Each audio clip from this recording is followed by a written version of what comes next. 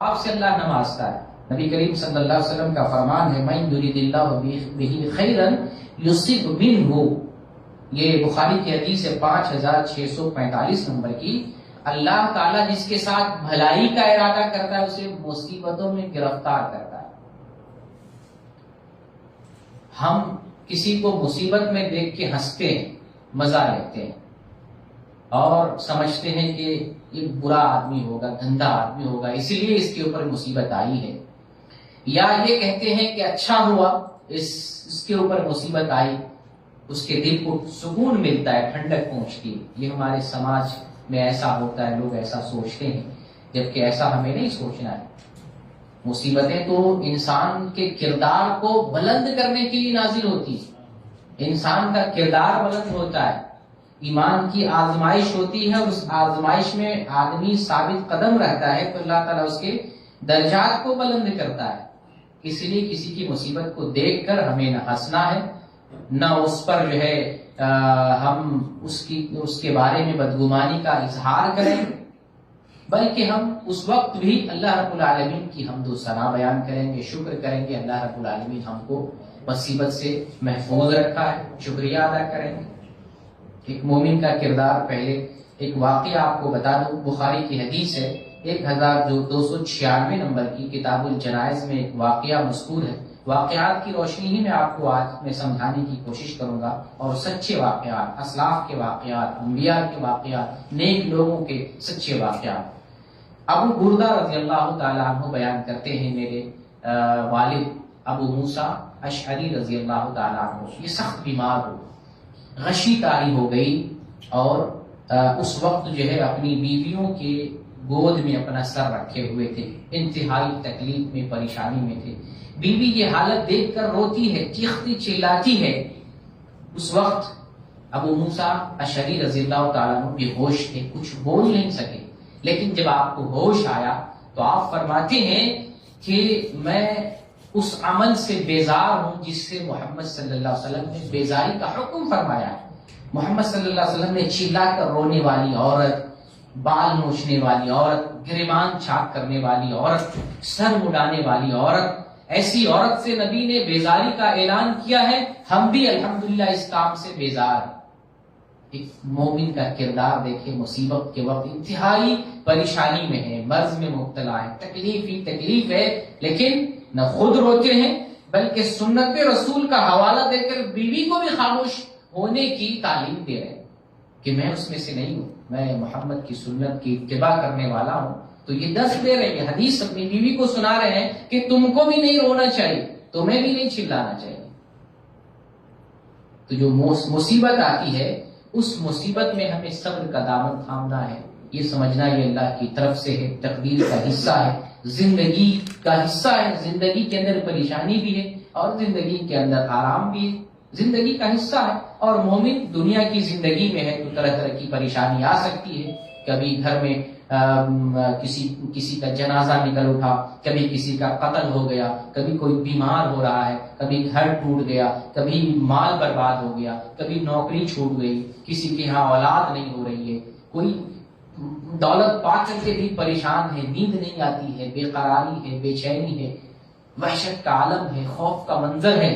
اس طرح کی کئی طرح کی پریشانی آ سکتی ہے، لیکن پریشانی میں مومن کا کردار یہ نہ ہو کہ پریشانی سے گھبرا کر مایوس ہو جائے، پریشانی سے گھبرا کر اللہ کو چھوڑ کر غیر اللہ کو پکارے، پریشانی سے اکتا کر ہلاکت اور قتل اور اپنے آپ کو دنیا سے ہی ختم کرنے کا منصوبہ بنائے۔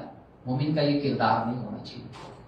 مومن یہ سمجھے مصیبت ہے تو کوئی نہ کوئی حکمت ہوگی۔ تو چلے ہم سمجھتے ہوئے چلتے ہیں کہ پریشانی آتی کیوں ہے، پھر ہم مومن کا کردار کیا ہونا چاہیے آپ کے سامنے بیان کریں۔ پریشانی کیوں آتی ہے، مصیبت کیوں آتی ہے، وعلیکم السلام، پریشانی کیوں آتی ہے، مصیبت کیوں آتی ہے، انسان کو کیوں آزمایا جاتا ہے، انسان پر طرح طرح کی مصیبت کیوں آتی ہے، آلام کیوں آتے ہیں، کیا وجہ ہے؟ تو قرآن و حدیث کے دلائل کی روشنی میں ہمیں معلوم ہوتا ہے کہ دو اسباب کی بنیاد پر انسان کے اوپر کوئی نہ کوئی مصیبت پریشانی آ سکتی ہے۔ دو سبب ہو سکتا ہے۔ ایک سبب اپنا جرم، اپنا گناہ. ہم انسان جو کچھ گناہ کرتے ہیں اس گناہ کا بدلہ ہوتا ہے اللہ کی طرف سے مصیبت. جیسے کہ اللہ رب العالمین کا فرمان ہے وَمَا أَصَابَكُم مِّن مُّصِيبَةٍ فَبِمَا كَسَبَتْ أَيْدِيكُم. تمہیں جو کچھ پریشانی اور مصیبت لاحق ہوتی ہے وہ تمہارے ہاتھوں کی وجہ سے، تمہارے کرتوت اور تمہارے اعمال کی وجہ سے. وَيَعْفُو عَن كَثِيرٍ. اور اللہ تو بہت معاف کرنے والا ہے. یعنی اللہ تعالیٰ تمہاری ہر معصیت پر، تمہاری ہر برائی پر تمہاری پکڑ نہیں کرتا ہے. اللہ تعالیٰ تو تمہیں بہت معاف کرتا ہے، ڈھیل دیتا ہے، چھوڑ دیتا ہے. گناہ پہ گناہ کرو، معصیت پہ معصیت کرو، کبھی کبھار پکڑ کرتا ہے. وہ تمہارے بدعمالی کی وجہ سے، تمہارے بد کرداری کی وجہ سے، تمہاری معصیت اور گناہ کی وجہ سے. تو ایک سبب تو یہ ہے کہ جب ہم گناہ کرتے ہیں، وہ گناہ کسی بھی طرح کا، اللہ کی نافرمانی ہو، بندوں کے ساتھ حق تلفی ہو، بندوں پر ظلم ہو، ان کا حق غصب کرنا ہو، یا اللہ کے معاملے میں گناہ کرنا ہو، نماز چھوڑنا ہو یعنی اللہ کے واجبات کو ترک کرنا ہو، یا اللہ کی منہیات کو عمل میں لانا. اللہ نے جو کرنے کو کہا اس کو چھوڑتے ہیں، یا جن چیزوں سے منع کیا ان کو ہم عمل میں لاتے ہیں، ان کو کرتے ہیں. یا تو یہ معصیت ہے، یا بندوں کے ساتھ ہم گناہ کرتے ہیں، ظلم کرتے ہیں، زیادتی کرتے ہیں، تو اللہ پکڑ کرتا ہے، تنبیہ کرتا ہے، بتاتا ہے کہ تم جاگ جاؤ، تم احساس کرو، شرمندہ ہو جاؤ، نادم ہو جاؤ، پلٹ جاؤ اپنے رب کی طرف، اپنے مالک کی طرف. وہی حاکم ہے، وہی مالک ہے، وہی پورے سنسار کو پیدا کرنے والا ہے. یہ دنیا دار الامتحان ہے، یہاں سے کچھ کر کے تمہیں آخرت میں جانا ہے، تمہیں ذرے ذرے کا حساب و کتاب دینا ہے، سمجھ جاؤ. تو چیتاونی دینے کے لیے، تنبیہ کرنے کے لیے اللہ مصیبت بھیجتا ہے. تو ایک تو یہ ہے کہ جب ہم گناہ کرتے ہیں تو اللہ تعالیٰ ہمیں گناہ پر متنبہ کرنے کے لیے، توبہ استغفار کرنے کے لیے مصیبت بھیجتا ہے کہ تم اپنے گناہ سے پلٹ جاؤ، واپس ہو جاؤ، معافی مانگ لو اور صحیح راستے پر آ جاؤ. ایک سبب یہ ہے. اور دوسرا سبب ہوتا ہے انسان کی آزمائش، امتحان لینا، اس کے دین کا، ایمان کا امتحان لینا. جس وقت دین اور ایمان کا امتحان لیا جاتا ہے اس وقت تو مومن کے لیے خیر ہی خیر. ویسے بھی چاہے اللہ رب العالمین گناہ کی وجہ سے ہمیں مصیبت دے، یا اللہ رب العالمین امتحان کے طور پر ہمارے لیے مصیبت بھیجے، ہر حال میں مومن کے لیے خیر ہی خیر. خیر اس وقت ہے جب مصیبت پر صبر کرے. کیسے صبر کرے؟ جیسے ابھی سچا واقعہ ابو موسیٰ اشعری رضی اللہ تعالیٰ عنہ کا بیان کیا. رسول اللہ صلی اللہ علیہ وسلم کی بیمار ہیں، غشی تاری تھی، اور جب افاقہ ہوا، تھوڑی سی راحت ملی، تو سنت رسول کو بیان کر رہے ہیں اور کہہ رہے ہیں کہ پریشانی میں بھی ہمیں سنت رسول کا دامن نہیں چھوڑنا ہے. انتہائی پریشانی آ جائے، دامن تو رسول اللہ کا ہی تھامنا. پریشانی میں بھی ہم وہی طریقہ اختیار کریں گے جو ہمارے نبی محمد رسول اللہ صلی اللہ علیہ وسلم کا طریقہ تھا. تو دوسرا سبب کیا ہے پریشانی آنے کا؟ دوسرا سبب اللہ تعالیٰ امتحان لیتا ہے، اور انبیاء کا امتحان لیا، اولیاء کا امتحان لیا، صالحین کا، نیک لوگوں کا امتحان. جس قدر ایمان میں زیادہ ہوگا انسان، اس کا امتحان اس قدر شدید ہوگا. اس لیے پریشانی سے نہیں گھبرانا. جب پریشانی آئے، نظر کے سامنے ہو، اللہ اس پر صبر کرنے سے ہمیں اجر دے گا. صبر کرنے والے کا بلا حساب بدلہ ہے، اور بلکہ اس کا بدلہ جنت ہے، طرح طرح کا ثواب ہے. انشاءاللہ اگر ہوگا تو ہم ایک بیان اس پر رکھیں گے، مصیبتوں میں صبر کرنے کا کیا فائدہ. یہ ایک الگ ٹاپک ہے، کافی تفصیل ہے اس میں.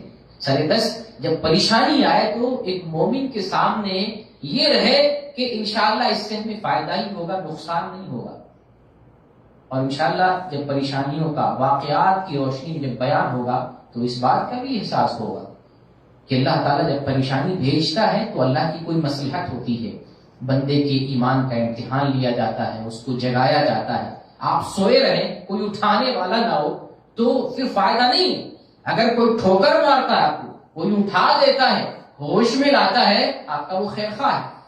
اگر اللہ تعالیٰ پریشانی بھیج کر ہمیں متنبہ کر رہا ہے، جگا رہا ہے، ہوش میں لا رہا ہے، تو یہ تو اللہ کی حکمت ہے. بندوں کے ساتھ اچھا معاملہ، اچھا برتاؤ، ہمیں چوکنا کر رہا ہے، ہمیں بیدار کر رہا ہے، جگا رہا ہے، ہمیں جاگ جانا چاہیے. تو دو وجہ سے پریشانی آتی ہے، اور پریشانی میں مومن کے لیے خیر ہی خیر. جیسے کہ نبی صلی اللہ علیہ وسلم کا ایک فرمان ہے کہ ایک مومن بندے کے لیے خیر ہی خیر ہے، بھلائی ہی بھلائی ہے کہ جب پریشانی آتی ہے صبر کرتا ہے تو بھی مومن کا فائدہ ہے، اور نعمت ملتی ہے شکر کرتا ہے تو بھی فائدہ ہے۔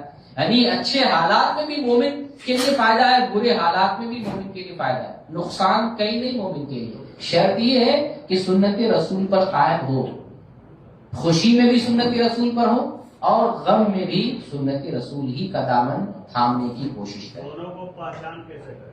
انشاءاللہ سوالات آخر میں، یہ بھی ہمارا بیان کا سیشن ہے، سوالات آخر میں ہم بیان کریں گے۔ تو یہ دو اسباب کی بنیاد پر پریشانیاں نازل ہوتی ہیں اللہ کی طرف سے۔ پریشانی کے عالم میں ہمیں کرنا کیا نہیں ہے؟ کرنا یہ نہیں ہے رونا چلانا نہیں، جزا فضا نہیں کرنا، جیسا کہ صحابی رسول کے واقعے سے ہمیں درس ملتا ہے، سبق ملتا ہے، نصیحت ملتی ہے، جزا فضا نہیں کرنا، رونا نہیں چلانا نہیں۔ اور پریشانی کے عالم میں ہمیں اللہ ہی کو یاد کرنا ہے، غیر اللہ کی طرف نہیں جانا ہے۔ عقیدہ بنائے دینے والا پریشانی وہی ہے، اللہ ہے تو پریشانی دور بھی وہی کرے گا، لہذا اعتماد توکل اللہ کی طرف، رجوع اللہ کی طرف، اللہ ہی سے تعلق ہو، غیر اللہ کو نہ پکارے، اللہ ہی کو مصیبت میں پکارے۔ اور پریشانی میں مایوس نہ ہو جائیں کہ کوئی راستہ نظر نہیں آ رہا ہے، کوئی دروازہ نکلنے کا نظر نہیں آ رہا ہے، اس پریشانی کو حل ہوتی ہوئی میں دیکھ نہیں رہا، میری آنکھوں کے سامنے اندھیرا ہے، تاریکی ہے، چاروں طرف کے دروازے بند ہیں، تاریکی ہے، اس سے نکلنے کا کوئی راستہ نہیں ہے۔ کیا اللہ اتنا سخت امتحان میرا لے رہا ہے؟ باوجود اس کے کہ بہت سارے کہتے ہیں میں نماز بھی پڑھتا ہوں، اذکار بھی پڑھتا ہوں، تلاوت بھی کر رہا ہوں، پھر بھی اللہ ہمارا امتحان لے رہا ہے۔ فلاں دیکھو گناہ پہ گناہ کر رہا ہے، کوئی امتحان نہیں، کوئی آزمائش نہیں، کوئی مصیبت نہیں۔ تو دوسروں سے ہمیں یہ نہیں کہنا دوسروں کے بارے میں کہ وہ گناہ گار ہے تو اس کے اوپر پریشانی کیوں نہیں آتی، بلکہ ہم یہ اگر دیکھتے ہیں ہمارے اوپر پریشانی آتی ہے، سمجھے اللہ تعالیٰ ہمارے ساتھ خیر کا معاملہ کرتا ہے، کہ نبی کا فرمان ہے اللہ جس کے ساتھ بھلائی کا ارادہ کرتا ہے اس کو مصیبت میں گرفتار کرتا ہے۔ تو آپ اللہ کی نظر میں اچھے بندے ہیں، اس لیے اللہ تعالیٰ نے پریشانی بھیجا ہے۔ اور اگر سمجھتے ہیں کہ ہم نے گناہ کیا ہے، ہم نے غلطی کی، انسان کو احساس ہو جاتا ہے۔ اور اگر میں بیان کروں تو بڑے واقعات ہیں کہ ویڈیو میں سن رہا تھا، کشمیر کا ایک انڈین آرمی تھا، کشمیر میں مسلمانوں پر بہت ظلم کیا تھا۔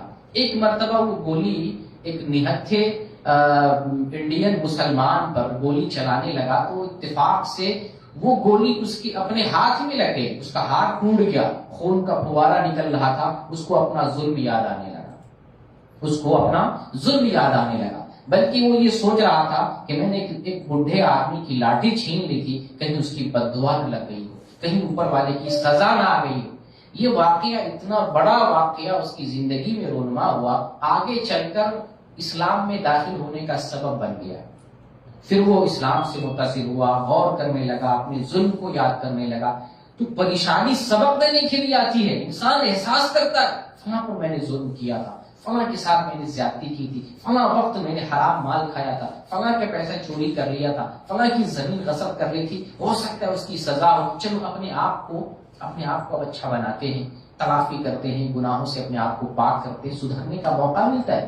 مصیبت کے وقت اچھے ظالم سیدھے ہو جاتے ہیں، برے سے برے لوگ سیدھے ہو جاتے ہیں مصیبت کے وقت۔ تو مصیبت امتحان انسان کو اونچا کرنے کے لیے آتا ہے، اس لیے اس سے ہمیں گھبرانے کی ضرورت نہیں، اور مصیبت میں ہمیں غلط راستہ نہیں اختیار کرنا ہے۔ ایک مومن کا کیا کردار ہونا چاہیے، وہ کردار آپ کے سامنے سچے واقعات کی روشنی میں آپ سے بیان کرنا چاہتا ہوں۔ جب کسی کے اوپر مصیبت آتی ہے، سب سے پہلے قرآن میں سورہ بقرہ میں اللہ نے ذکر کیا ہے کہ جب کوئی بھی مصیبت آئے، گھر میں کسی کا قتل ہو جائے، میت ہو جائے، بیماری آ جائے، پریشانی آ جائے، آفت، طوفان، سیلاب آ جائے، اپنی زبان سے کہیں انا للہ و انا الیہ راجعون، اپنی زبان سے یہ لفظ کہیں، اور یہ کہنے کے بعد آپ اپنی توجہ اللہ رب العالمین کی طرف، اپنا تعلق اللہ سے جوڑیں، اللہ سے مدد طلب کریں دعا کے ذریعے۔ مومن کا پہلا ہتھیار اور عظیم ہتھیار دعا کے ذریعے اللہ رب العالمین سے مدد طلب کریں۔ قرآن میں اللہ رب العالمین ذکر کرتا ہے ادعونی استجیب لکم، تم مجھے پکارو میں تمہاری پکار کو سنتا ہوں۔ اور ہماری جو ہے کوتاہی یہ ہے، ہماری کمی یہ ہے کہ ہم پریشانی میں اللہ ہی کو نہیں یاد کرتے۔ جس وقت خصوصیت کے ساتھ اللہ کو یاد کرنا ہے اس ٹائم اللہ کو یاد نہیں کرتے۔ ہم سے بہتر تو وہ مشرکین تھے، جب کشتیاں سمندر میں ڈوبنے لگتی تو مشرکین باوجود شرک کرنے کے اللہ کے ساتھ شریک کرتے تھے۔ مصیبت میں جب گرفتار ہوتے سمندر میں، جب ان کی کشتی پھنس جاتی، بھور میں پھنس جاتی، تو مشرکین اللہ رب العالمین کو پکارتے، اللہ سے سوال کرتے، اللہ سے مدد مانگتے۔ ان لوگوں سے بھی گئے گزرے آج کے مسلمان ہیں کہ جب پریشانی میں مبتلا ہوتے ہیں، انتہائی نازک مسئلہ ہوتا ہے، اللہ سے تعلق بنانے اور استوار کرنے کا موقع ہوتا ہے، اللہ نے پریشانی بھیجا ہی اس لیے کہ وہ جاگے، ہوش میں آئے اور اللہ سے تعلق جوڑے۔ وہ اللہ سے تعلق ہی ختم کر رہا ہے، درباروں پہ جاتا ہے، غیروں کے پاس جاتا ہے، غیر اللہ سے مانگتا ہے، پھر اللہ رب العالمین پریشانی میں اور اضافہ کر دیتا ہے۔ تو ایک مومن کا کردار یہ ہے کہ جب پریشانی آئے اس وقت ہم اللہ کی طرف رجوع کریں، اللہ سے تعلق استوار کریں۔ استعانت باللہ کہتے ہیں، اللہ سے مدد حاصل کرنا۔ ایاک نعبد و ایاک نستعین، اللہ ہی سے مدد طلب کرنا، کسی اور سے نہیں۔ اللہ رب العالمین ہی سے ہمیں مدد لینی ہے۔ تو چلیے ایک واقعہ، سچا واقعہ آپ کے سامنے بیان کرتے ہیں اور اس واقعے سے ہم نصیحت اور عبرت حاصل کرتے ہیں۔ یہ حدیث صحیح بخاری کے اندر موجود ہے، 2272 نمبر کی حدیث ہے۔ عبداللہ ابن عمر رضی اللہ تعالیٰ عنہ بیان کرتے ہیں کہ نبی کریم صلی اللہ علیہ وسلم نے ارشاد فرمایا کہ پچھلی امتوں میں سے 3 لوگ سفر کر رہے تھے، سفر پہ نکلے، رات ہو گئی تو پناہ لینے کے لیے غار میں چلے گئے۔ صحیح مسلم کے اندر، یہ تو صحیح بخاری کا حوالہ میں دے رہا ہوں، صحیح مسلم میں ہے کہ جب بارش ہونے لگی تو بارش سے چھپنے کے لیے وہ غار میں داخل ہو گئے۔ غار میں داخل ہوتے ہیں اور ایک چٹان لڑک کر غار کا دروازہ بند کر دیتی۔ اب ان تینوں کے سامنے موت نظر آ رہی ہے، اندھیرا نظر آ رہا ہے، دروازہ بند نظر آ رہا ہے، خوف کا منظر ہے، کوئی سہارا دینے والا اور مدد کرنے والا وہاں نہیں ہے۔ وہاں ایک دوسرے سے، تینوں لوگ آپس میں ایک دوسرے سے کہتے ہیں اور اس جملے سے نصیحت حاصل کریں، انه لا ينجيكم من هذه الصخرة الا ان تدعوا الله بصالح اعمالكم۔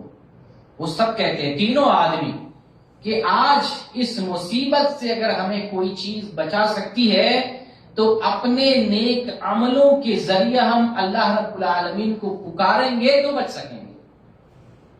اپنے نیک عملوں کے ذریعے کس کو؟ اللہ رب العالمین کو پکاریں گے تو ہم نجات پا سکتے ہیں۔ جملہ ذہن میں بیٹھائیں اور پھر آخر میں اس واقعے سے عبرت بھی حاصل کریں گے۔ چنانچہ 3 آدمیوں میں سے ایک آدمی دعا کرتا ہے، ایک آدمی اللہ رب العالمین سے دعا کرتا ہے، اے اللہ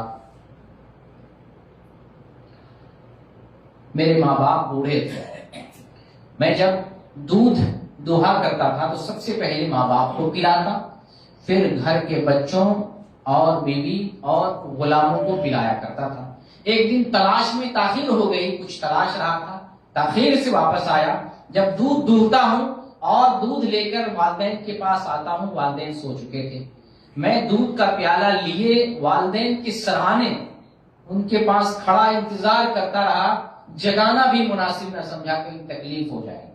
والدین کی خدمت بھی سے سیکھیں اور واقعی سے عبرت بھی حاصل کریں۔ کھڑے رہے، رات بھر کھڑے رہے، صبح والدین بیدار ہوتے ہیں تو سب سے پہلے میں والدین کو دودھ پلاتا ہوں، پھر اس کے بعد گھر کے دوسروں لوگوں کو دودھ پلاتا ہوں۔ اے اللہ سے دعا کرتے ہیں، اے اللہ اگر یہ عمل تیری رضا کے لیے انجام دیا ہوں تو چٹان کی اس مصیبت سے ہمیں نجات دے دے۔ اللہ تعالیٰ نے دعا قبول کر لی۔ ایک اچھی دعا، نیک دعا، ایک بہترین عمل کے ذریعے اپنے رب کو پکارا گیا، اللہ پکار کو سن لیتا ہے۔ اور ٹیڑھے میرے راستے سے رب کو پکاریں گے، ناجائز طریقے سے پکاریں گے، آپ کی دعا رد کر دی جائے گی، آپ کے چہرے پر مار دی جائے گی۔ اسی کو پکاریں جو دعا سنتا ہے، پکار کو سنتا ہے، جو خزانوں کا مالک ہے، پوری دنیا کا مالک ہے، اس کو پکارے۔ جو دنیا کا مالک نہیں ہے، جس کے پاس خزانے نہیں، اس کو نہ پکارے۔ جو خود محتاج ہو، محتاج کو نہیں پکارنا چاہیے۔ اللہ دعا قبول کر لیتا ہے چٹان کو تھوڑا سا کھسکا دیتا ہے، لیکن اتنا چٹان نہیں کھسکتی ہے کہ لوگ نکل سکیں. تھوڑا سا اللہ تعالیٰ نے دعا قبول کے چٹان کو کھسکا دیا. ایک دوسرے بندے نے دعا کی، اے اللہ، ہر جگہ یہ اللہ سے دعا کر رہے ہیں، اے اللہ مصیبت کے وقت کون؟ اللہ. دھیان رکھیں، ایمان مضبوط کریں. اور سچے واقعات کی روشنی میں آپ کو بتا رہا ہوں، ہم لوگ جو ادھر ادھر کی جھوٹی کہانیاں، جھوٹے قصے، گجیڑی بابا جو غسل نہیں کرتا، نماز نہیں پڑھتا، اور جو جن کی للہیت اور صالحیت کا کوئی اتا پتہ نہیں، ایسے لوگوں کے واقعات بیان کر کر کے مولوی جو ہے واہ واہ لوٹتا ہے. ماشاءاللہ جو ہے محفل میں سبحان اللہ کہنے پہ جتنی نئی بات، جتنی جھوٹی بات بیان کریں گے، اتنے زور زور سے تڑپ تڑپ کے مولوی بھی کہتے ہیں سبحان اللہ بولو، تڑپ تڑپ کے مجلس میں لوگ سبحان اللہ کہتے ہیں. نہ سمجھ ہے، نہ بوجھ ہے، نہ عقل ہے، نہ دین ہے، کچھ نہیں، عقل سے باہر ہوتے ہیں، خارج ہوتے ہیں. تو دوسرا بندہ اللہ سے دعا کرتا ہے، اللہ میرے چچا کی ایک لڑکی تھی، خوبصورت تھی، حسین و جمیل تھی، میری نظر میں کافی محبوب تھی، عزیز تھی. میں بہکایا کرتا تھا کہ میرے ساتھ برائی کر لے، لیکن بہکی نہیں. کہ ہاں میں نصیحت کرتا ہوں، ہماری بہن بیٹیوں کو بھی ایسا ہونا چاہیے، مسلم عورتوں کو بھی ایسا ہونا چاہیے. نوجوان لڑکے ورغلائیں تو اس کو بہکنا نہیں چاہیے، ایمان پر ثابت قدم رہنا چاہیے. وہ لڑکی میرے ساتھ گناہ نہیں کیا، بہت کوشش کیا، اس نے گناہ نہیں کیا.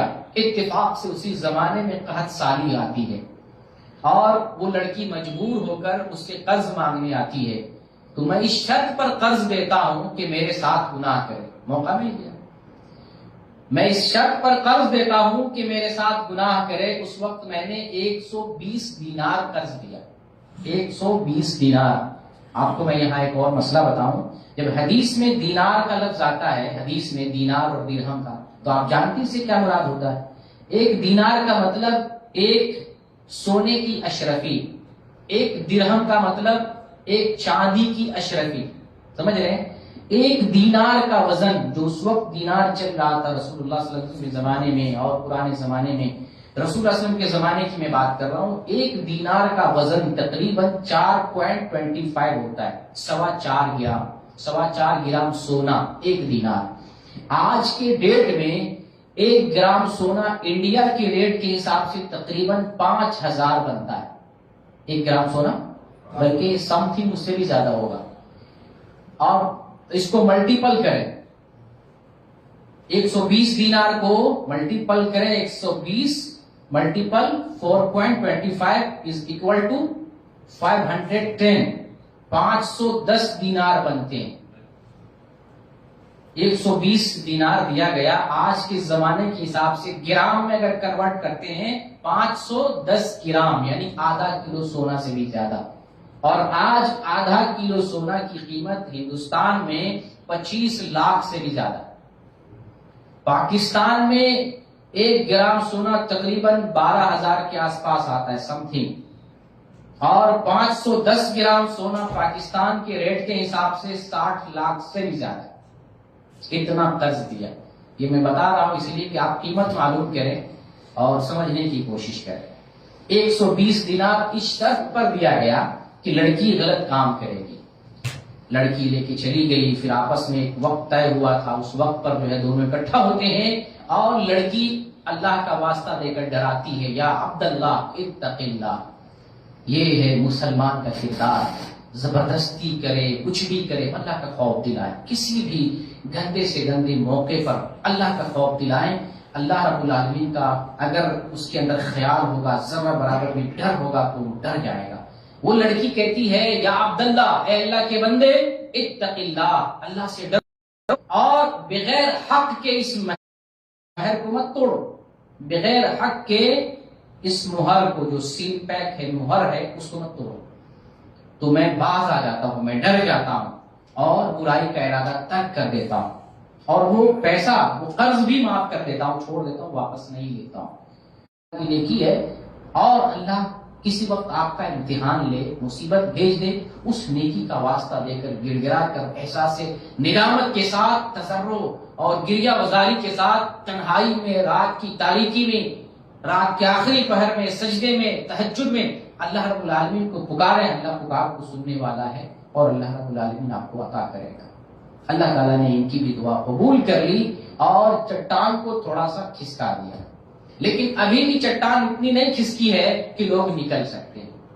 اب تیسرے بندے نے دعا کی، تیسرا بندہ اللہ رب العالمین سے دعا کرتا ہے، یا اللہ سے دعا کر رہا ہے، اے اللہ میں نے کسی کام پر مزدور کو لایا تھا مزدوری کرنے کے لیے، سب لوگ مزدوری لے کے چلے گئے، ایک بندہ مزدوری نہیں لیا، اس کی مزدوری میرے پاس رہ گئی اور وہ چلا گیا، میں نے اس کی مزدوری کو کاروبار میں لگا دیا، اس سے میرا کاروبار چلتا رہا، کافی ساری ترقی ہوئی، کچھ دنوں کے بعد کچھ زمانے کے بعد وہ واپس آتا ہے، اپنی مزدوری کا مطالبہ کرتا ہے، تو میں کہتا ہوں دیکھو یہ جو اونٹ ہے، یہ گائے، یہ بکریاں، یہ نوکر چاکر غلام، یہ سب تیرے ہیں۔ وہ بندہ کہتا ہے کہ کیا تو مذاق کرتا ہے میرے ساتھ؟ جو میری مزدوری ہے وہ مزدوری دے دے۔ تو میں کہتا ہوں نہیں، یہ تمہاری ہی مزدوری ہے، یہ سب تمہاری مزدوری ہے، لے جاؤ۔ چنانچہ وہ آدمی سارا کچھ لے کے چلا جاتا ہے، حدیث میں مذکور ہے کچھ بھی نہیں چھوڑتا ہے، سارا کچھ لے کے چلا جاتا ہے۔ اگر ہم کو ایسا موقع ملے تو ہم کسی کی مزدوری کاروبار میں لگا لیں تو ایسا کہہ سکتے ہیں یہ جو تمہارے کاروبار سے گھر بنایا ہوں، کار خریدا ہوں، یہ جو نوکر چاکر ہے، یہ زمین خریدا ہوں، یہ بلڈنگ بنایا ہوں، یہ جائیداد بنایا، یہ سب تیری جائیداد ہے؟ ہو سکتا ہے ایسا؟ آج کے زمانے میں ممکن نہیں۔ تو وہ آدمی سارا کچھ لے کے چلا گیا، کچھ نہیں چھوڑا۔ اے اللہ اگر یہ عمل میں نے تیری رضا کے لیے کیا تھا تو چٹان کی اس مصیبت سے ہمیں نجات دے دے۔ اللہ رب العالمین نے چٹان کو کھسکا دیا اور اتنا کھسک گئی کہ سب لوگ واپس نکل کے باہر آ گئے۔ اس سچے واقعے میں، یہ واقعہ سچا ہے، بیان کرنے والے نبی صلی اللہ علیہ وسلم ہے، کتاب صحیح بخاری ہے۔ اس سچے واقعہ میں ہمارے لیے عبرت ہے کہ جب مصیبت آئے تو اللہ کے ساتھ تعلق جوڑنا ہے، اللہ کی طرف آنا ہے اور اللہ سے ہی دعا کے ذریعے مدد مانگنی ہے، اپنے نیک عملوں کا وسیلہ ہے، اللہ سے دعا مانگنی، اور اللہ دعا کو قبول کرنے والا اور ہماری پکار کو سننے والا ہے۔ یہ تو مومن کا ایک کردار بتایا میں نے کہ مصیبت کے وقت مومن کو اللہ رب العالمین کی طرف التفات کر کے اللہ ہی سے دعا کے ذریعے مدد مانگنی چاہیے۔ مومن کا ایک دوسرا کردار ہے مصیبت کے وقت کہ وہ صبر کا مظاہرہ کرے، مصیبت پر صبر کرے، جتنی بڑی مصیبت آئے مصیبت پر صبر کرے۔ جیسے کہ ابھی میں نے ابو موسیٰ اشعری رضی اللہ تعالی عنہ کا واقعہ بیان کیا، اور اس باب میں، اس مسئلے میں بہت سارے واقعات ہیں۔ کتنے واقعات کو یہاں بیان کیا جا سکتا ہے۔ ایک واقعہ جو صحیح واقعہ ہے، سلسلہ صحیحہ میں شیخ البانی نے اس کو ذکر کیا، حدیث نمبر 3872 نمبر کی، انس بن مالک رضی اللہ تعالیٰ عنہ بیان کرتے ہیں کہ نبی کریم صلی اللہ علیہ وسلم نے ارشاد فرمایا کہ اللہ رب العالمین کے نبی ایوب علیہ السلام 18 سال تک بیماری میں مبتلا رہے۔ 18 سال۔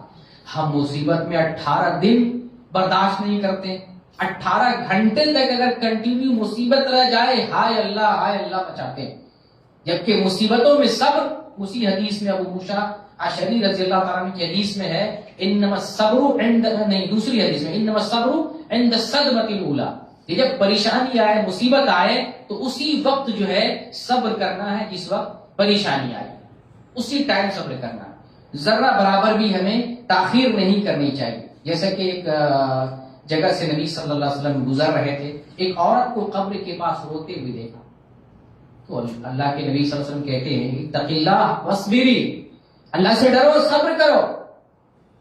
تو یہ نبی کا فرمان اور یہ واقعہ ہمیں بتاتا ہے کہ پریشانی کے وقت ہمیں اللہ سے ڈرنا، اللہ کا خوف کرنا، کھانا اور صبر کرنا۔ اسی حدیث میں ہے انما الصبر عند الصدمۃ الاولی، صبر کس ٹائم کرنا ہے؟ بہت دیر کے بعد نہیں، 2-4 دن 5 دن مہینے دن تب تو صبر ہو ہی جائے، نہیں، اسی ٹائم صبر کرنا ہے جس ٹائم پریشانی آئی۔ تو ایک سچا واقعہ نبی صلی اللہ علیہ وسلم بیان کرتے ہیں کہ ایوب علیہ السلام 18 سال تک بیماری میں مبتلا ہوئے، اور ایوب علیہ السلام کون ہے ہمیں معلوم ہے۔ ایوب علیہ السلام کو اللہ نے مال بھی دیا تھا، اولاد بھی دی تھی، کھیتیاں تھی، مویشیاں تھی، سب ہلاک ہو گئے، ساری چیزوں پر امتحان آیا اور ساری چیزیں ہلاک ہو گئی، ختم ہو گئی۔ بیویاں بچی تھی خدمت کے لیے، حتیٰ کہ جسم کے اندر بھی پریشانی آئی، مصیبت آئی، پورا جسم بیماریوں سے جو ہے لت پت ہو گیا، اور 18 سال تک مصیبت پر صبر کرتے رہے۔ 18 سال تک نبی صلی اللہ علیہ وسلم فرماتے ہیں کہ دور و نزدیک سارے لوگ آپ سے کٹ گئے، کوئی آپ کے قریب نہیں ہے جس کے بدن میں بیماری ہو، بدبو ہو، کون اس کے پاس آئے گا؟ سب لوگ آپ سے کٹ گئے، آپ سے دور ہو گئے، اب تنہا ہو گئے۔ ایسی پریشانی اس وقت کوئی آپ کا نہ ہو، آپ کو دیکھ کے بھاگتا ہو، آپ سے بات کرنے والا کوئی نہیں ہو، آپ کے پاس بیٹھنے والا کوئی نہ ہو، آپ کی مدد کرنے والا کوئی نہ ہو، تنہا وہ انسان اس دنیا میں 18 سال تک صبر کیا۔ کیا اس صبر میں ہمارے لیے نصیحت نہیں ہے؟ 18 سال تک صبر کرتے ہیں، دور و نزدیک سارے رشتہ دار آپ سے دور ہو جاتے ہیں، سوائے 2 بھائیوں کے، وہ صبح و شام آپ کے پاس آیا کرتے تھے۔ تو ایک مرتبہ ایک بھائی نے کہا کہ لگتا ہے ایوب نے اس روئے زمین پر سب سے بڑا گناہ کیا ہے، مجھے ایسا لگتا ہے۔ تو دوسرے بھائی نے کہا ایسی کیا بات ہے؟ کہا مجھے ایسا لگتا ہے 18 سال ہو گئے بیماری کے، اللہ تعالیٰ رحم ہی نہیں کر رہا، اللہ تعالیٰ بیماری دور نہیں کر رہا۔ جب یہ دونوں آدمی شام کے وقت ایوب علیہ السلام کے پاس آئے اور بے صبری میں، جلد بازی میں یہ بات وہاں بھی بول گئے، تو ایوب علیہ السلام کہتے ہیں کہ مجھے تو ایسا کوئی گناہ نظر نہیں آتا، میرے علم میں نہیں ہے، البتہ مجھے یہ یاد ہے کہ میں ایک جگہ سے گزرتا تھا، 2 لوگ جھگڑتے تھے، جھگڑتے ہوئے میں دیکھتا تو وہ لوگ اللہ کا واسطہ مجھے دے دیتے، اور میں جب وہاں سے واپس آتا تو میں ان کی طرف سے کفارہ ادا کر دیا کرتا تھا، اس کے علاوہ مجھے کوئی علم نہیں ہے۔ اور آپ کی بیوی آپ کی مدد کرتی تھی، ہر پریشانی میں، ہر دکھ سکھ میں آپ کی بیوی ساتھ دیا کرتی تھی۔ ایسی ہی بیوی سے شادی کرنی چاہیے، جو بیوی ساتھ دینے والی ہو۔ آگے کچھ مزید صفات آپ کو بتاؤں گا کہ بیوی کیسی ہونی چاہیے۔ ایسی بیوی ہو جو پریشانی میں ساتھ دینے والی ہو، اور ایسی بیوی نہ کہ شوہر پر کوئی مصیبت آئے، ایکسیڈنٹ آئے، یا شوہر دیوانہ اور پاگل ہو جائے، ہاتھ کٹ جائے، گھر ٹوٹ جائے، نوکری چھوٹ جائے تو بیوی کہے نہیں طلاق چاہیے، تیرے پاس رکھ کے کیا فائدہ ہے؟ ایسی بیوی نہیں چاہیے۔ ایسی بیوی لائیں جو دیندار ہو، امانت دار ہو، صبر کرنے والی ہو، مدد کرنے والی ہو۔ بیوی مدد کرتی تھی، لیٹرین کرانے پہ مدد کرتی تھی، لیٹرین لے کے جاتی تھی، لیٹرین لے کے آتی تھی۔ ایک مرتبہ جب لے کے گئی تو آنے میں تاخیر ہو گئی، بیوی انتظار کر رہی ہے، انتظار میں بیٹھی ہے کہ کہاں تاخیر ہو گئی، کیا کرنے لگے۔ اسی اثنا اللہ کی طرف سے ایوب علیہ السلام کے پاس وحی آتی ہے، پیر مارو، تمہارے پیر کے نیچے جو ہے پانی نکلے گا، یہ ٹھنڈا پانی ہے پینے کا، غسل کرنے کا، یہ ٹھنڈا صاف پانی نکلے گا۔ پیر مارتے ہیں، وہاں چشمہ جاری ہوتا ہے، اس میں غسل کرتے ہیں اور صحت یاب ہو جاتے ہیں۔ وہاں سے جب واپس آتے ہیں صحت مند ہیں، تندرست ہیں، حسین جمیل پہلے جیسے، اور بیماری سے پاک اور صاف ہو جاتے ہیں، بیماری سے پاک و صاف ہو جاتے ہیں۔ جب بیوی کے پاس آتے ہیں تو بیوی دیکھ کر کہتی ہے اے اللہ کے بندے، اللہ رب العالمین آپ کو برکتوں سے نوازے، کیا تو نے ایوب کو دیکھا ہے؟ ایک بیمار شخص تھے، یہیں کہیں نکلے تھے، کیا تو نے اس کو دیکھا ہے؟ اللہ کی قسم جب وہ صحت مند تھے، جب ان کو کوئی بیماری لاحق نہیں ہوئی تھی، تو اللہ کی قسم وہ ہو بہو تمہارے جیسے لگتے تھے۔ تو ایوب علیہ السلام کہتے ہیں میں ہی ایوب ہوں، اللہ رب العالمین نے مجھے شفا دے دی، اللہ رب العالمین نے مجھے شفا دے دی ہے۔ تو بیماری پر صبر کرنے کی وجہ سے اللہ رب العالمین نے ایوب علیہ السلام کو شفا بھی دی اور مال و دولت بھی دی۔ پھر اللہ رب العالمین نے 2 بدریوں کو بھیجا۔ ایوب علیہ السلام کے 2 کھلیان تھے، ایک گندم کا کھلیان، ایک جو کا جو ہے کھلیان۔ ایک بدلی گندم کی طرف سونا برسانے لگی، ایک بدلی آسمان کی طرف سے آئی، جو کی طرف چاندی برسانے لگی۔ اللہ رب العالمین نے ایوب علیہ السلام کو بیماری سے شفایابی بھی دی اور مال و دولت بھی فراوانی کے ساتھ عطا کیا۔ کس بنیاد پر؟ اللہ رب العالمین نے گواہی دی ہے انا وجدناہ صابرا، یہ قرآن کے الفاظ ہے، انا وجدناہ صابرا، ہم نے ایوب کو صبر کرنے والا پایا۔ تو یہ صبر کا انعام ہے۔ مصیبت میں اگر صبر نہیں ہے پھر آپ کو کوئی بدلہ نہیں ملے گا، اس بیماری اس پریشانی کا کوئی ثواب اور اجر و ثواب نہیں ملے گا. مصیبت پر صبر کرتے ہیں اللہ آپ کو صحت دے گا, تندرستی دے گا, مال دے گا, دنیا میں بھی دے گا اور آخرت میں بھی اس کا بہترین بدلہ ہے. تو یہ ایک مومن کا کردار ہے کہ جب پریشانی آتی ہے تو پریشانی میں مومن کو صبر سے کام لینا چاہیے اور اللہ کی طرف رجوع کرنا چاہیے. ایک مومن کا کردار پریشانی میں یہ ہو کہ جب پریشانی آئے تو پریشانی پر صبر کرے. مومن کا ایک کردار یہ ہے کہ مومن نماز کے ذریعے اللہ رب العالمین کی مدد طلب کرے.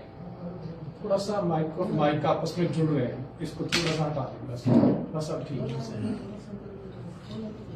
چلے ادھر سے آواز زیادہ کر.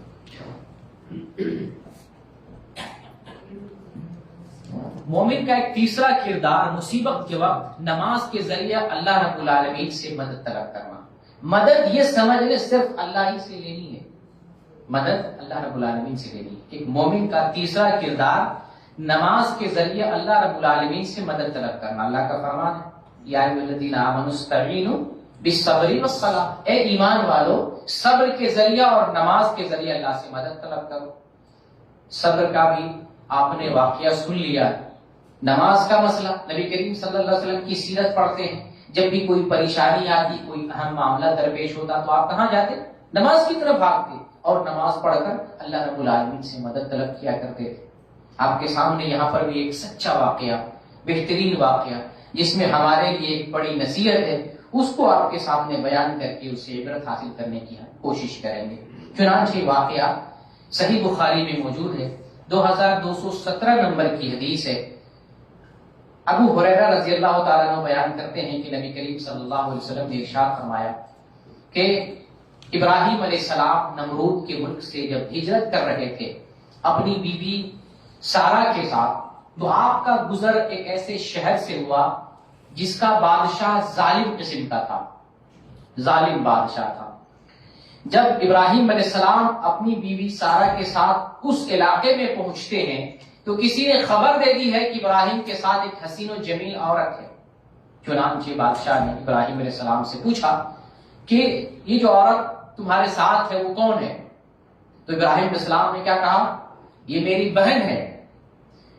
یہاں جس کو ہم اپنی زبان میں بولتے ہیں کہ سانپ بھی مر جائے لاٹھی بھی نہ ٹوٹے, بات بھی بن جائے جھوٹ بھی نہ ہو, یہ وہی بات ہے. یہ ہماری بہن کا مطلب یہ ہمارے دین کی بہن ہے, اور ظاہر سی بات ہماری بیوی بھی دین کی بہن ہے. ہماری بیوی بھی دینی اعتبار سے بہن ہے, دینی بہن. تو کام معاملہ بن گیا. پھر ابراہیم علیہ السلام اپنی بیوی سے کہتے ہیں کہ دیکھو اللہ کی قسم دے کر کہتا ہوں اس وقت روئے زمین پر میرے اور تمہارے علاوہ کوئی سچا مومن نہیں ہے. سب جھوٹے لوگ ہیں, فسادی لوگ ہیں, ظالم لوگ ہیں, بے ایمان لوگ ہیں. ہم ہی تم اس وقت سچے ایمان والے ہیں. میں نے تمہارے بارے میں اس بادشاہ سے کہہ دیا ہے کہ تم میری بیوی ہو, مجھے جھٹلانا نہیں. پھر سارہ کو بادشاہ کے پاس لے جایا جاتا ہے اور سارہ وہاں پر پہنچنے کے بعد وضو کرتی ہیں اور نماز پڑھنے لگتی ہیں. وضو کرتی ہیں, نماز پڑھنے لگ جاتی ہیں. نماز پڑھنے کے بعد اللہ سے دعا کرتی ہیں. دعا بعد میں سناتا ہوں, پہلے یہ سن لیں نبی کریم صلی اللہ علیہ وسلم کا فرمان. آپ کا فرمان خیر متاع دنیا المرأۃ الصالحہ, دنیا کی سب سے بہترین دولت نیک بیوی ہے. ہم دولت کس چیز کو سمجھتے ہیں؟ روپے پیسے کو دولت سمجھتے ہیں, زمین جائیداد کو دولت سمجھتے ہیں, زر کو منال کو دولت سمجھتے ہیں. نبی بتاتے ہیں کہ نیک بیوی دنیا کی سب سے بہترین دولت ہے. جب ہم گھر میں نیک بیوی نہیں لاتے ہیں تو مصیبت کی آمد و رفت ہو جاتی ہے. اب جب مصیبت کا انبار لگتا ہے تو عامل کے پاس جاتے ہیں, بابا کے پاس جاتے ہیں, مولوی کے پاس جاتے ہیں, کوئی تعویذ لکھ دے, کوئی وظیفہ بتا دے, نوکری نہیں مل رہی ہے, پریشان ہے, گھر میں بے چینی ہے, دل بے قرار رہتا ہے, نیند نہیں آ رہی ہے, بچے نہ ادھر راگ ہو جائے. یہ جھوٹی کہانیاں ہیں. انشاءاللہ اس کا بھی آپریشن کروں گا, اس لیے میں موضوع رکھا ہوں. آگے آؤں گا جو اس کا آپریشن کروں گا, جو اس طرح سے چمتکار بتاتے ہیں ویڈیو دکھا کر, میں ان لوگوں کا بھی چمتکار آپ کے سامنے بیان کروں گا. اس لیے میں نے اس موضوع پر رکھا. ایسے لوگوں کو میں ایکسپوز کروں گا اور آپ کے سامنے بیان کروں گا تاکہ آپ بھی بچیں اور لوگوں کو بھی بچانے کی کوشش کریں. تو سارا اللہ سے دعا کرتی ہے, اللہ دعا قبول کر لیتا ہے اور کافر تھرانے لگتا ہے, تھراتا ہے, زمین میں اس کا پیر دھنس جاتا ہے. جب سارا دیکھتی ہے تو مر جائے گا. پھر اللہ سے دعا کرتی ہے, اللہ اگر یہ مر گیا تو لوگ کہیں گے اسی نے مار دیا ہے. پھر وہ بچ جاتا ہے, اللہ تعالیٰ بچا لیتا ہے, چھوٹ جاتا ہے. لیکن جیسے چھوٹتا ہے, شرارتی آدمی شرارت ہی کرے گا, پھر وہ اپنا ہاتھ بڑھاتا ہے برائی کی نیت سے. پھر سارا وضو کرتی ہے اور نماز پڑھتی ہے, اللہ سے اسی طریقے سے دعا کرتی ہے, اللہ اگر میں تجھ پر, تیرے رسول پر ایمان رکھتی ہوں اور اپنے شوہر کے علاوہ شرمگاہ کی حفاظت کی ہوں, تو اس کافر کو, اس ظالم کو میرے اوپر مسلط نہ فرما. پھر وہ تھراتا ہے اور زمین میں دھسنے لگتا ہے, دیکھتی ہے تو مر جائے گا. پھر دعا کرتے ہیں, اللہ اس کو اگر یہ مر جائے گا تو لوگ کہیں گے اسی نے مار دیا ہے. پھر وہ بچ جاتا ہے. صاحب راوی بیان کرنے والے کہتے ہیں دوسری مرتبہ یا تیسری مرتبہ اس کے ساتھ جب ایسا حادثہ ہوا تو یہ ظالم بادشاہ کہتا ہے تم لوگوں نے شیطان کو ہمارے پاس, جنات شیطان کو بھیج دیا ہے, ہمارے پاس لے جاؤ, اس کو لے جاؤ, ابراہیم کے پاس لے جاؤ. اور یہ ایک لڑکی ہے آجر, حدیث میں نام ہے آجر, اس کو ہم اپنی زبان میں دوسرے لفظوں میں دوسری جگہ جو نام آیا ہے ہاجرہ, اس کو لے جاؤ اور ابراہیم کو یہ بھی دے دینا. سارا ابراہیم علیہ السلام کے پاس جاتی ہیں اور کہتی دیکھو جو ہے اللہ نے کافر کو کیسے ذلیل کیا ہے, ذلیل بھی کیا ہے اور ایک لڑکی بھی دیا ہے. یہاں ایک بات یہ بھی بتاؤں کہ لوگ کہتے ہیں کہ یہ لونڈی تھی, یہ بات صحیح نہیں ہے. یہودیوں کی کتاب میں بھی لکھا ہوا یہ لونڈی نہیں بلکہ بادشاہ کی بیٹی ہے, بادشاہ مصر کی یہ بیٹی ہاجرہ, جس سے ابراہیم علیہ السلام نے پھر بعد میں شادی کی ہے. اس سے ہمارے لیے نصیحت یہ ملتی ہے کہ نماز کے ذریعہ ہم اللہ رب العالمین سے مدد کریں گے. ایک تو نماز, فرض نماز قائم کریں گے, جو فرض ہی نہ پڑھے وہ ایک مرتبہ نماز پڑھ لے. جیسے لوگ چمتکار کرنے کے لیے استخارہ کی نماز پڑھتے ہیں, چلو ایک نماز پڑھ لیتے ہیں, یا صلاۃ التسبیح ایک بار پڑھ لیے, سال بھر کے لیے چھٹی. عورتوں میں یہ چیز بہت عام ہے, سال میں ایک مرتبہ صلاۃ التسبیح پڑھ لیا, چلو سال بھر کی چھٹی ہے, کچھ بھی کرو, نافرمانی کرو, گناہ کرو, سب ملیا میٹ. ہمارے مولوی مولانا بھی ایسے ہوتے ہیں, ایک وظیفہ بتا دیے یہ وظیفہ ہے, سب گناہ دھل جائے گا, پہاڑ جیسا گناہ. زندگی بدعملی میں گزری ہے, بد اعتقادی میں گزری ہے, معصیت میں گزری ہے, کفر میں زندگی گزری ہے, ایک وظیفہ دکھا کے آپ چمتکار ہو جائے گا. یہ مولوی بھی لوگوں کو غلط راستے پر لگاتے ہیں. انشاءاللہ جب میری پوری بات سمجھیں گے, سنیں گے, تو آپ کو سمجھ میں آئے گا کہ مصیبت کے وقت مومن کا کردار کیسا ہونا چاہیے. تو بہرکیف نماز کے ذریعے ہم اپنے رب سے مدد مانگیں گے تو اللہ رب العالمین کی طرف سے مدد آئے گی اور ہماری پریشانی جو ہے دور ہو سکتی ہے. یہ کردار تھا مومن کا تیسرا کردار. ایک چوتھا کردار مومن کا پریشانی کے وقت ہم پریشانی کو اپنی تقدیر کا حصہ سمجھیں اور اللہ ہی پر بھروسہ کریں, اللہ پر توکل کریں کہ یہ پریشانی اللہ کی طرف سے ہے. دور کرنے والا اکیلا وہی ہے, اللہ کے علاوہ کوئی دور نہیں کر سکتا. اللہ کا فرمان ہے وَمَن يَتَوَكَّلْ عَلَى اللَّهِ فَهُوَ حَسْبُهُ, جو اللہ پر بھروسہ کر لیتا ہے اللہ اس کے لیے کافی ہو جاتا ہے. پریشانی میں ہو, خوشی میں ہو, اللہ اس کے ساتھ ہے, اس کی مدد کرنے کے لیے, اس پر رحمت برسانے کے لیے, اس کی حفاظت کرنے کے لیے, اس کے جو ہے اس کو اپنے امان میں لینے کے لیے, پناہ میں لینے کے لیے کافی ہے. اللہ اس بندے کے لیے کافی ہے جو اللہ پر بھروسہ کر لیتا ہے. چنانچہ آپ دیکھتے ہیں اس سلسلے میں بہت سارے واقعات, سچے واقعات ہیں. سورہ مریم اگر پڑھتے ہیں تو مریم علیہ السلام کا قصہ بیان کیا گیا ہے. مریم علیہ السلام کے پاس ایک آدمی انسانی شکل میں آتا ہے. مریم السلام دیکھ کر ڈر جاتی ہے, یہ کون ہے, بری نیت سے آیا ہے. تو فرشتہ کہتے ہیں کہ نہیں میں اللہ کا قاصد اور رسول بن کر آیا ہوں بشارت دینے کے لیے کہ تمہیں لڑکا ہونے والا ہے, بشارت دینے والا ہوں.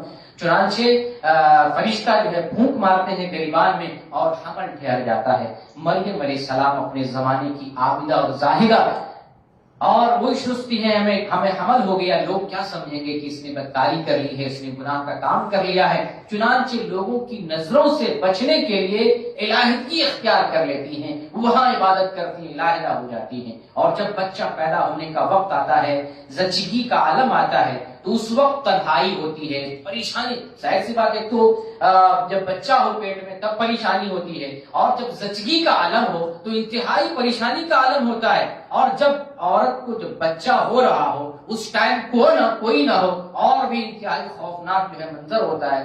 نہ کوئی دلاسا دینے والا, نہ کوئی مدد کرنے والا, نہ وہاں کھانا پینے کا کوئی انتظام, نہ پانی تھا, نہ کچھ دانا تھا. ایک کھجور کے درخت کے پاس بے سہارا تھی، پریشانی پہ پریشانی تھی. فرشتہ وہاں سے آواز لگاتا ہے، آواز دیتا ہے اور کہتا ہے کہ تمہارے لیے لڑکے کی بشارت ہے. ایک تو پہلے بشارت دے چکے تھے، پھر آتے ہیں بشارت کو دوبارہ یاد دلاتے ہیں، لڑکے کی تمہارے لیے بشارت ہو. تم اپنے نیچے دیکھو، تمہارے نیچے پانی کا چشمہ بہ رہا ہے اور تمہارے پاس جو درخت ہے کھجور کا اسے زور سے ہلاؤ، تر کھجوریں زمین پہ گریں گی، تم اسے کھا سکو گے. تو الحمدللہ پریشانی میں ایک فرشتے کی رفاقت نصیب ہوتی ہے اور پھر جو ہے مدد ملتی ہے. جہاں کھانا پانی کچھ نہیں تھا اللہ نے چشمہ جاری کر دیا، وہاں خوراک کا انتظام کر دیا. اور پھر کچھ دنوں کے بعد جب قوم میں واپس آتی ہے تو ایک تو ڈر لگا ہوا رہتا ہے کہ جب ہم قوم میں جائیں گے، بچہ لے کر جائیں گے، لوگ کیا کہیں گے. اس سے پہلے بھی اللہ تعالیٰ نے حفاظت سکھائی تھی کہ فرشتے کے ذریعے جب کوئی انسان دکھائی دے تو کہنا یہ روزے سے ہے، چپ کا روزہ. پچھلی امتوں میں چپ کا روزہ، چپ کا روزہ سمجھتے ہیں؟ چپ، میں نے چپ رہنے کا روزہ کر لیا ہے، مان لیا ہے، ہم بات نہیں کریں گے. ظاہر سی بات، جب بات نہیں کریں گے کوئی تکلیف نہیں دے گا، کوئی گالی نہیں دے گا، تو چپ کا روزہ رکھ لیا ہے. پھر جب بچہ لے کے واپس آتے ہیں، قوم میں آتے ہیں، قوم جو ہے تانا دیتی ہے، طرح طرح کی باتیں کرتی ہے، تو جو ہے مریم علیہ السلام اشارہ کرتی، میرا اس میں کوئی ہاتھ نہیں، بچے سے پوچھ لو. اس وقت بچے کی طرف سے آواز آتی ہے. اللہ رب العالمین ایک بچے کو قوت گویائی عطا کرتا ہے. جیسے معجزے کے طور پر یہ بچہ بغیر باپ کے پیدا ہو رہا ہے، اسی طرح سے معجزے کے طور پر ایک چھوٹا بچہ وہ گفتگو کر رہا ہے، بات کر رہا ہے. جب قوم نے سوال کیا اور پوچھا تو بچے نے جواب دیا ہے جو سورہ مریم آیت نمبر 30 میں ہے، انی عبداللہ، میں اللہ کا بندہ ہوں، آتانی الکتاب وجعلنی نبیا، اللہ نے مجھے کتاب بھی دے دی ہے، مجھے نبی بھی بنا دیا ہے، اللہ کا میں بندہ ہوں. اس طرح سے ایک طرح سے جو ہے بچے کا بولنا ہر قسم کے جو ہے فساد سے حفاظت ہو گئی. تو یہ مدد کون کر رہا ہے؟ اللہ مدد کر رہا ہے، اللہ مدد کرنے والا ہے. جب اللہ پر بھروسہ ہو، اللہ پر اعتماد ہو اور اللہ کے ساتھ تعلق ہو تو اللہ رب العالمین اپنے بندوں کی جو ہے مدد کرتا ہے، اپنے بندوں کی حفاظت کرتا ہے. اسی طریقے سے موسیٰ علیہ السلام کی ماں کا واقعہ بھی آپ جانتے ہیں جو سورہ قصص میں ہے. موسیٰ علیہ السلام کی ماں کی طرف اللہ نے وحی کی، جو بچہ پیدا ہوا جس سے تم خطرہ محسوس کر رہی ہو، فرعون جو ہے قتل کر دے گا، اس کے لاؤ لشکر اسے قتل کر دیں گے، مار ڈالیں گے، گھبرانے کی ضرورت نہیں ہے. اس بچے کو پانی میں ڈال دو، دریا میں ڈال دو. بچے ماں کو اللہ پر اعتماد تھا، اللہ پر بھروسہ تھا، اللہ نے یہ وعدہ دلایا تم پانی میں چھوڑو، یہ بچہ تمہارے پاس صحیح سلامت واپس کراؤ. اللہ پر بھروسہ ہو تو وہ آدمی اللہ کی بات پر یقین کرتا ہے. موسیٰ علیہ السلام کی ماں اپنے بچے کو دریا میں ڈال دیتی ہے اور پھر اللہ کے حوالے کر دیتی ہے، اللہ پر بھروسہ کر لیتی ہے. ایک وقت آتا ہے وہ بچہ ماں کے پاس لوٹ کر آتا ہے. یہ لوٹانے والا کون؟ اللہ رب العالمین. تو اللہ پر بھروسہ کرتا ہے، اللہ اس کے لیے کافی ہو جاتا ہے، اللہ اس کی بھرپور مدد کرتا ہے، اس کی حفاظت کرتا ہے. مومن کا ایک کردار مصیبت کے وقت توبہ کرنا، کیونکہ مصیبت آتی ہی ایک وجہ گناہ کی وجہ سے، ایک وجہ یہ بھی ہے کہ ہم گناہ کرتے ہیں تو مصیبت آتی ہے. اور ویسے بھی نبی صلی اللہ علیہ وسلم دن میں جو ہے 100 مرتبہ استغفار کرتے تھے. تو ہم استغفار کے ذریعہ، توبہ کے ذریعہ اللہ رب العالمین سے جب مدد طلب کرتے ہیں، اللہ ہماری مصیبت کو دور کرتا ہے، ہماری مصیبت کو دور کرتا ہے. اللہ تعالیٰ نے اس امت کو، امت محمدیہ کو دو سیکورٹی، دو امان دیا ہے. امان سمجھ رہے ہیں؟ سیکورٹی، دو حفاظت دیا، دو ضمانت دیا، حفاظت ضمانت سیکورٹی، دو سیکورٹی دیا تھا امت محمدیہ کو. ایک سیکورٹی کیا ہے؟ ایک سیکورٹی محمد صلی اللہ علیہ وسلم کا وجود. جب تک محمد صلی اللہ علیہ وسلم کا وجود تھا اس دنیا میں، اللہ کی طرف سے اس امت پر عذاب نہیں آ سکتا تھا. یہ پہلا امان، پہلی سیکورٹی تو چلی گئی، پہلا امان اس دنیا سے ختم ہو گیا، آپ ہمارے درمیان موجود نہیں ہے. لیکن دوسری سیکورٹی موجود ہے، وہ ہے استغفار. دوسری سیکورٹی استغفار ہے. جب تک یہ امت استغفار کرے گی اللہ کی طرف سے امان ملتا رہے گا، عذاب نہیں آئے گا. چنانچہ صحیح بخاری کا واقعہ ہے 4648 نمبر کی. ابو جہل اللہ سے عذاب کا مطالبہ کرتا ہے. ابو جہل کافر، شدید قسم کا کافر، نبی سے نفرت کرنے والا، مسلمانوں کو تکلیف دینے والا. ستانے والا اللہ سے عذاب کا مطالبہ کرتا ہے، اللہ سے دعا کرتا ہے، اے اللہ اگر یہ تیرا کلام جو تو نازل کیا بھیجا ہے ہمارے پاس، اگر یہ تیرا کلام ہے، حق ہے، تو تو ہمارے اوپر پتھر کی بارش نازل فرما اور ہمارے اوپر کوئی دردناک عذاب بھیج دے، دردناک عذاب بھیج دے۔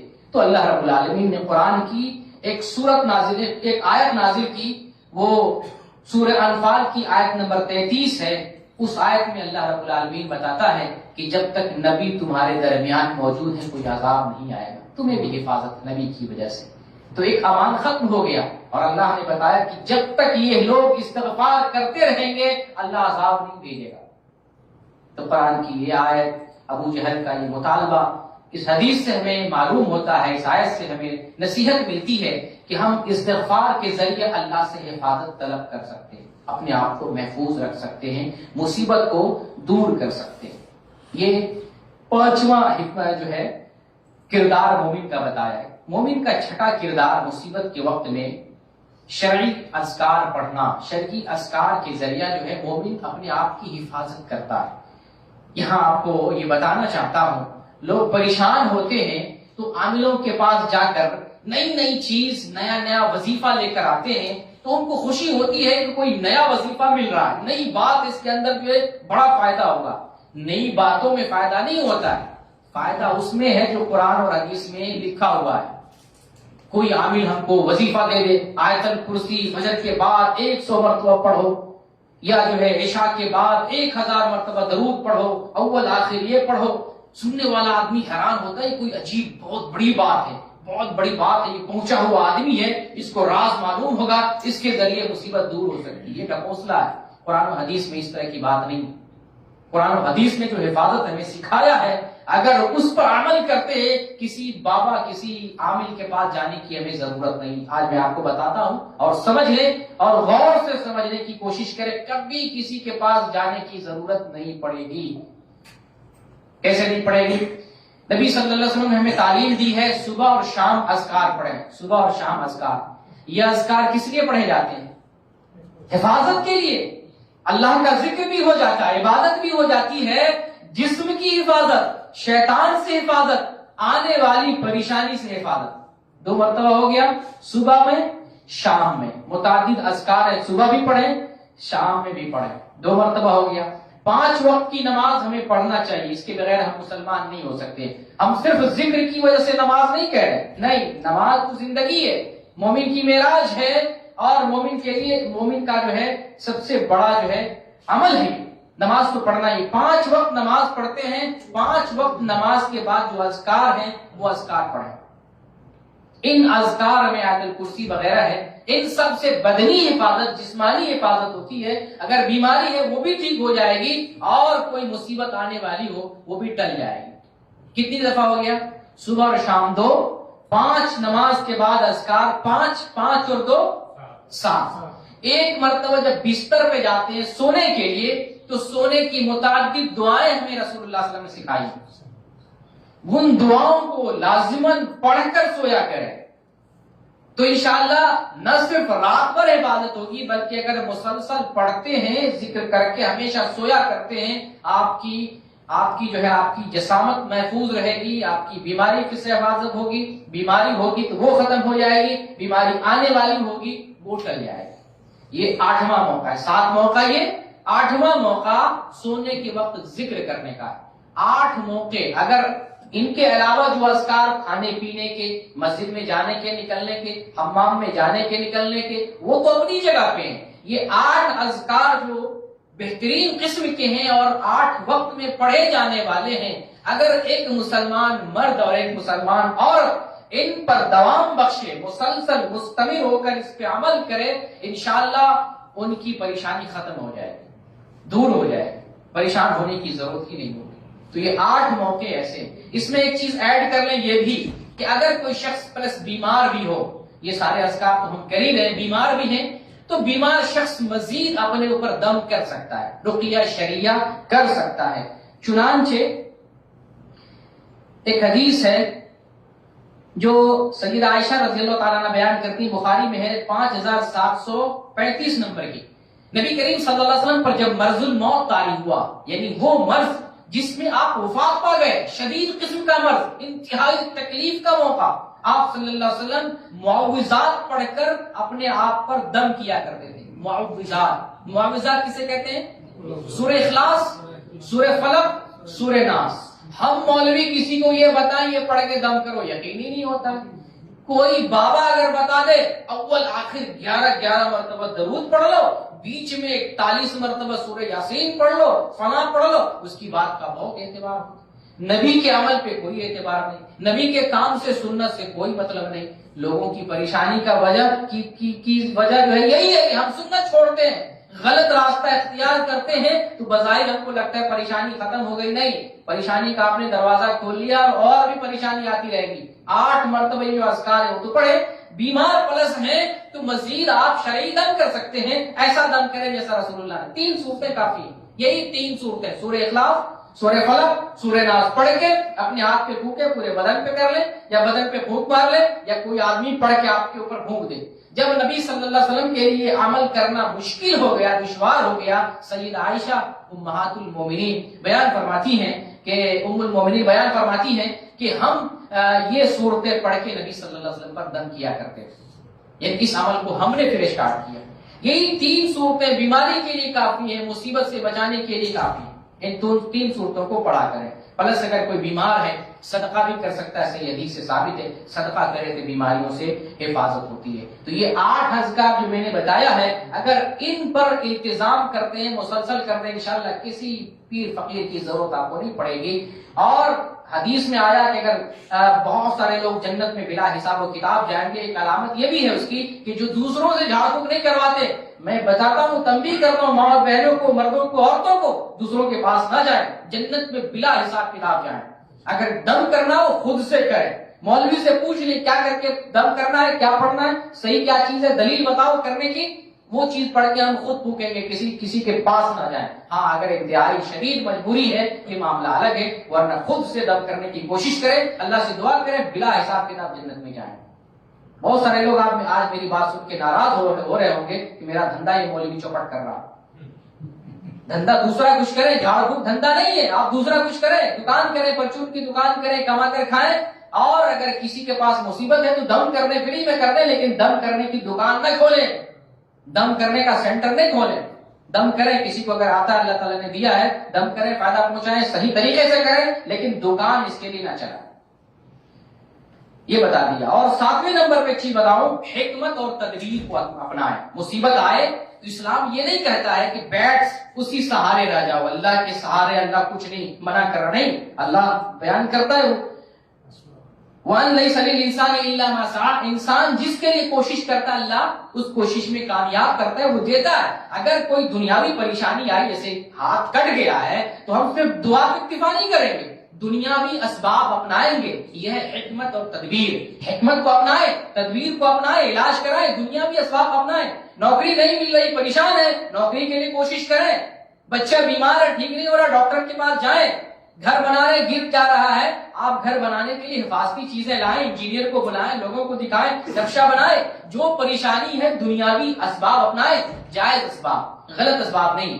دنیا کی جو جائز اسباب اس کو اپنائیں، اور دنیاوی حکمت اور تدبیر کو بھی کام میں لگا کر مصیبت کو دور کرنے کی کوشش کریں۔ اسلام اس سے روکتا نہیں بلکہ اس کا حکم دیتا ہے۔ نبی کریم صلی اللہ علیہ وسلم جب بدر کے میدان میں تھے، ایک طرف مسلمان تھوڑے تھے، 313، کافر کی تعداد ہزاروں میں۔ مسلمان اگر آج کے دن ہلاک ہو جاتے، ختم ہو جاتے، اسلام کا نام لیوا نہیں بچتا۔ محمد صلی اللہ علیہ وسلم اللہ رب العالمین سے دعا کرتے ہیں، یا اللہ چھوٹی سی جماعت ہے، اللہم ان تہلک ہذہ العصابہ من اہل الاسلام فلا تعبد فی الارض ابدا۔ اے اللہ اگر یہ چھوٹی سی جماعت جو مسلمانوں کی ہے آج اگر ہلاک ہو جاتی ہے تو روئے زمین پر تیری عبادت کرنے والا کوئی نہیں بچے گا۔ اتنی انتہائی پریشانی کے عالم میں محمد صلی اللہ علیہ وسلم نے اللہ کو یاد کیا، اللہ سے دعا کی، پھر آپ نے تدبیر کی، جنگ کیسے لڑنی ہے، دشمن کو کیسے ہرانا ہے، مسلمانوں کو کیسے حکمت عملی اپنانی ہے۔ تو حکمت عملی ہم پریشانی کو دور کرنے کے لیے اپنائیں گے، جائز اسباب اپنائیں اور پریشانی کو دور کرنے کی کوشش کریں۔ اور آخری بات آپ سے میں ذکر کرنا چاہوں جو پورے میرے بیان کا خلاصہ ہے کہ ایمان اور عمل صالح میں نجات ہے۔ ہر قسم کی پریشانی سے، ہر قسم کی بیماری سے، ہر قسم کی آفت سے نجات ہے۔ جو شخص ایمان پر ہے اور عمل صالح کے راستے پر ہے تو اللہ تعالیٰ اس کو بیماری سے، پریشانی سے اور مشکل سے نجات دے گا، جیسے کہ اللہ رب العالمین قرآن میں ارشاد فرماتا ہے من عمل صالحا من ذکر او انثى وهو مؤمن فلنحيينه حیاة طیبہ ولنجزینهم اجرهم باحسن ما كانوا يعملون، کہ جو شخص مرد میں سے، عورت میں سے نیک عمل کرے اس حال میں کہ وہ ایمان والا ہو۔ من عمل صالحا من ذکر او انثى، مرد میں سے، عورت میں سے جو نیک ہو، ایمان والا بھی ہو، فَلَنُحْيَنَّهُ حَيَاةٌ طَيِّبَةٌ، اس کو بہترین اور پاکیزہ زندگی دیں گے۔ زندگی بہترین کس کی ہوتی ہے؟ پاکیزہ، جو ایمان اور نیک عمل والے ہوتے ہیں۔ وَلَنَجْزِيَنَّهُمْ اجرہم بِأَحْسَنِ مَا كَانُوا يَعْمَلُونَ، اور وہ جو نیک عمل کرتے تھے، ایمان کے راستے پر، عمل صالح کے راستے پر تھے، ان عملوں کا بہترین بدلہ بھی ہم عطا کریں گے۔ تو ایمان اور عمل صالح کے بغیر اگر کچھ وظیفہ بھی کرتے ہیں نا، فائدہ نہیں پہنچائے گا۔ ایمان پر آئے، صحیح ایمان پر قائم رہے، نیکی کا کام کرے، جیسا کہ اس واقعے میں جو سب سے پہلے میں نے بیان کیا دعا کے باب میں، 3 آدمیوں نے اللہ سے دعا کی۔ دعا کیسے دعا کی؟ نیک عملوں کے ذریعہ۔ ان تینوں نے کہا آج اتنی بڑی مصیبت آن پڑی ہے کہ ضرورت اس بات کی ہے کہ ہم نیک عملوں کے ذریعے اللہ کو پکاریں گے، اللہ مصیبت سے نجات دے گا۔ تو ایمان اور عمل صالح ہی سب سے بڑی بات ہے۔ اگر اس راستے پر ہیں تو اللہ تعالیٰ خود بخود ہماری مصیبت کو ہم سے دور فرما دے گا اور ہمیں رحمتوں سے نوازے گا۔ اللہ رب العالمین سے دعا کرتے ہیں بار الہ ہم میں سے جس کے اوپر جو بھی پریشانی ہے اس پریشانی کو دور فرما دے۔ ہم میں سے جو بیمار ہیں ان کی بیماری کو دور فرما دے، جو قرضے میں ہیں ان کے قرضے کو ادا فرما دے، جن کو اولاد نہیں ہو رہی ہے ان کو اولاد سے نواز دے، جن کو نوکری نہیں مل رہی ہے ان کو نوکری سے نواز دے، جن کے دنیاوی مسائل ہیں ان کے مسائل کو دور فرما دے۔ جو بہنوں کے ساتھ شوہر کا معاملہ ہے، گھر کا معاملہ ہے، عائلی مسئلہ ہے، ان بہنوں کی حفاظت فرما اور ان سب کی پریشانیوں کو دور فرما دے۔ ہم سب لوگوں کو اس بات کی توفیق دے کہ ہم تجھ سے ہی دعا مانگے، تیری بندگی کریں، تیری عبادت کریں، جب بھی ضرورت پڑے تجھ ہی سے سوال کریں۔ آمین۔ وآخر دعوانا ان الحمد للہ رب العالمین۔